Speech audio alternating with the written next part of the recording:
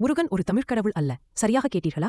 தமிழ்நாட்டில் சீமான், சுகிசிவம், பரிசாலன் போன்ற சில அறியாமையில் உள்ளவர்கள் முருகன் ஒரு தமிழ்க்கடவுள் என்றும் அவர் வேத கடவுள்களின் பெரும் கூட்டத்தில் வலுக்கட்டாயமாக இணைக்கப்பட்டார் என்றும் தவறாக பரப்பி வருகின்றனர். ஆகவே முருகன் என்ற பெயரில் அறியாமையை அளிக்கும் அவரது அருளால் இந்த அறியாமையை அளிப்போம். சிவனின் மூன்றாவது கண்ணிலிருந்து பிறந்த பிரகாசமான தீப்பொறிகளால் உருவானவர், 6 கிருத்திகைகளால் வளர்க்கப்பட்டவர். அவர் கார்த்திகேயன் என்று அழைக்கப்படுகிறார்.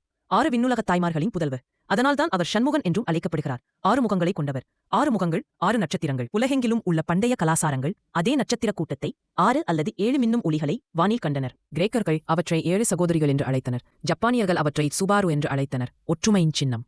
மவோரி இனத்தவர் அவற்றை மாதாரிக்கி என்று கண்டனர், அறுவடை மற்றும் புனர்ஜன்மத்தின் அறிவிப்பாளர்கள். பூர்வீக அமெரிக்க லகோட்டா இனத்தவர் அவற்றை ஒரு கரடியிடமிருந்து தப்பிய சகோதரிகளாக கண்டனர், முருகன் மாயையிலிருந்து தப்புவது போல. எகிப்தில் அவை நெய்த்தென்ற தலைவிதி நெசவு செய்யும் தெய்வத்துடன் தொடர்புடையவை. மாயன் வானியலில் கூட புலையடி நட்சத்திரங்கள் புனித நாட்காட்டிகளை குறித்தன. போர்வீரர் கடவுள்கள், ஒளியின் குழந்தைகள், நட்சத்திரங்களால் பிறந்த மீட்பர்கள். ஒரே கதை, ஒரே முறை எல்லா இடங்களிலும். ஆனால் சிலர் 6 என்றும் 7 என்றும் கூறுகின்றனர், ஏனெனில் ஒரு நட்சத்திரம் மங்கலாக உள்ளது.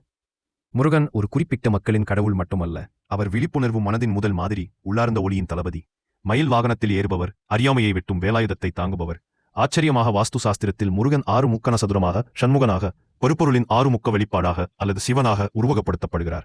முருகன் இந்த பிரபஞ்சத்தின் ஒவ்வொரு மூலையிலும் உள்ள ஒவ்வொரு நுண்ணிய பருப்பொருளுக்கும் உரியவர்.